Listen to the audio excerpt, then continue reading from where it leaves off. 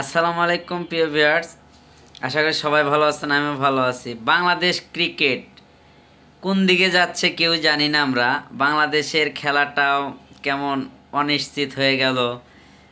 বাংলাদেশ কিভাবে কি হলো এটা আমরা খেলা ক্রিকেট পছন্দ করি, খেলা সবাই উপভোগ করি।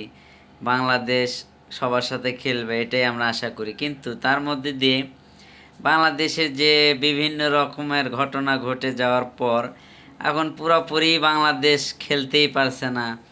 এমনকি বাংলাদেশের জায়গায় স্কটল্যান্ডকে নেওয়ার যে গুঞ্জন শোনা যাচ্ছে, সেটা যদি সত্যি হয় তাহলে তো বাংলাদেশের আর খেলার সম্ভাবনা থাকছেই না বললেই চলে। এখন হতাশ, শুনে হতাশ হলাম বিষয়টা।